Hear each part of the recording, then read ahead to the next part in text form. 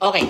So, after confirming 4 sources, sino yung una?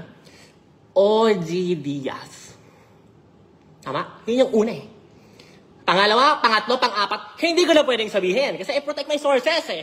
Pero nung na-confirm ko yung ika-apat, eto na. Isa-set ko na yung date. Dapat mag-announce ang Katniel ng kanilang breakup November 30. Andres Bonifacio Day. Pero sabi ng mga sources natin, ayaw pa daw nila paalam sa mga Katniel fans. Matagal na pala, Mars. Hindi pala recently. Pero dinedelay lang nila yung announcement. Huwag kayo maingay ha. Baka may makarinig eh. Atin-atin na lang ha. Okay lang ba? Matagal na palang break.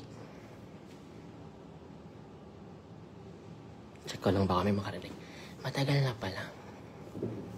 Ayaw lang nila paalam, dinedelay nila. Pero dahil pala desisyon ako magde-decide. Gusto ko i-announce ng Katniel ang kanilang breakup katapusan ng November 30. Bakit ako? Ako masusunod. Kailangan i-flex ko yung ego ko eh. Ako yung probinsang marites! Something like that. So, November 30. So, anong ginawa ko? In-announce ko midnight, November 29. In-announce ko ngayon, November 29. So, pag-announce ko ngayon ng November 29, boom! Na-pressure sila. Wala silang magawa. Kasi naniniwala sa akin lahat ng tao. So, kailangan na linawin once and for all. And I gave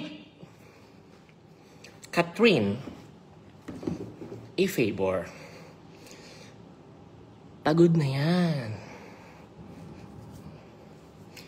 Pagod na yan sa pambababae ni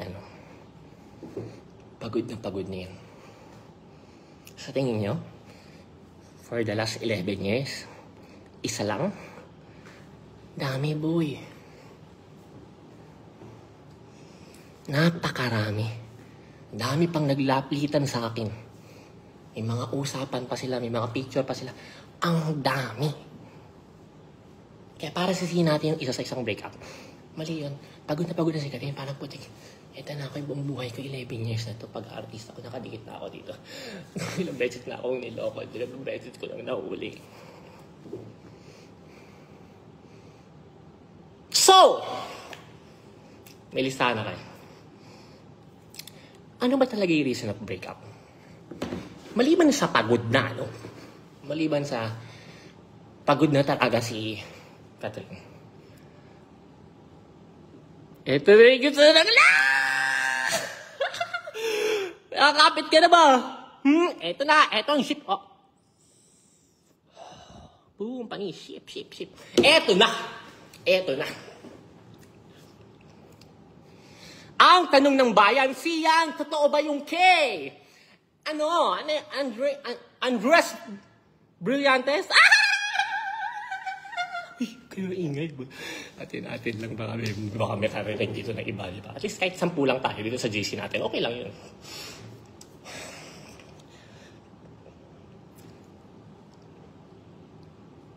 Nagkita daw eh.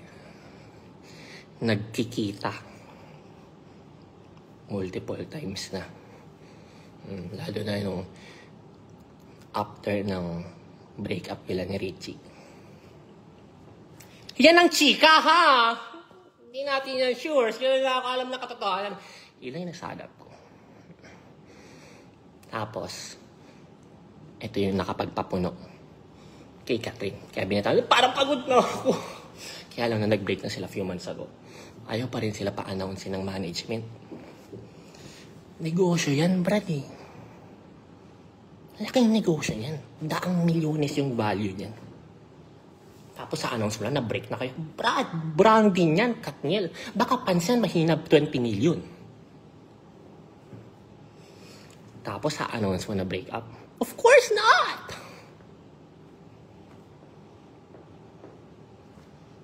So, eto ng chika. May kakapitan ka na ba, Mars? Huwag kayo masyado maingay, baka may makarinig sa atin.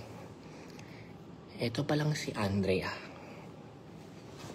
Hobby pala niya yan. Paano ko nalaman? Mars, wag ka. 6 na sikat na personalidad ang nag-chat at lumapit sa akin.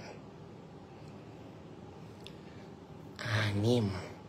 Sa English, 6. Para sabihin na ito palang Andrea, yung jowa nila, yung aura nila,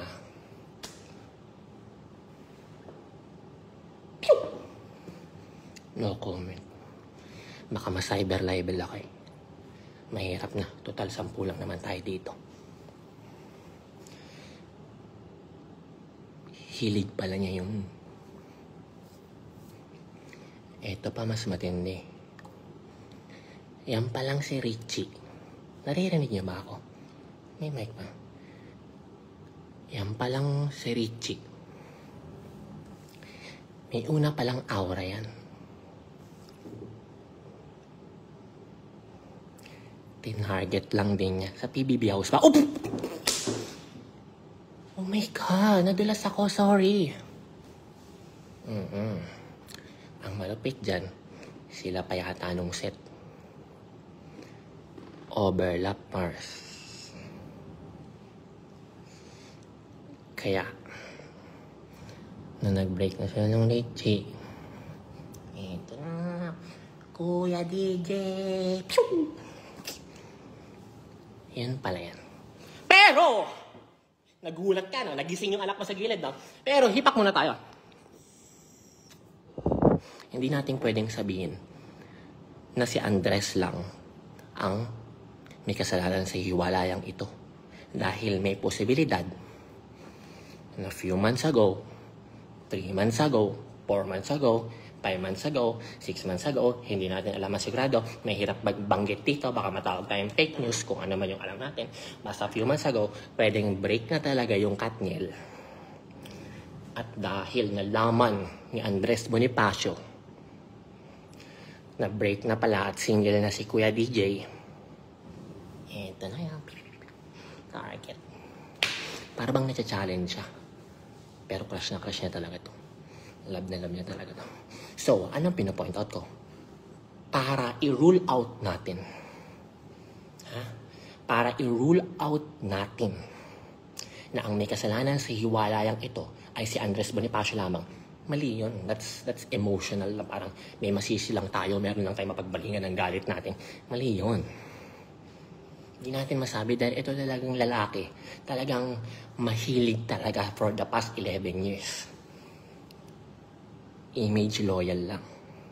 Kaya lang, walang natatakot na pumalag, mag-expose, i-post ng mga babae or ng mga kaibigan expose kasi gusto eh. Brad, bigating pamilya yan. Daming connection yan sa showbiz at sa mga politika. At sa politika, mga politiko. So ngayon, para i-post ko na, si ganito, dinate ako niyan. Hindi pwede, Brad. Yayariin ka niyan. Papahirapan yung buhay mo.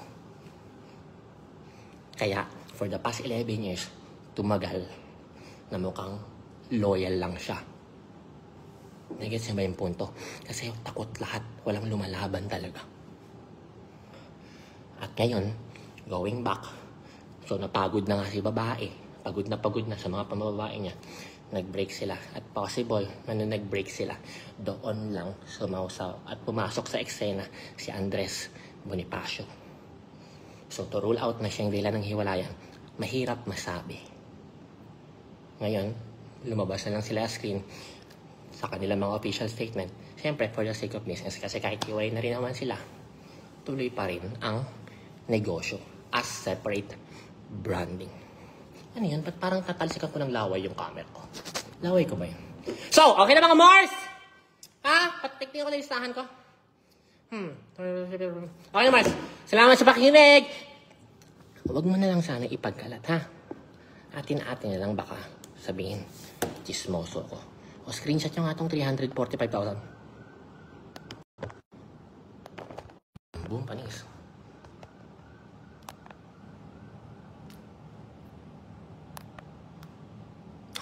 Mars! Anong chika natin dyan?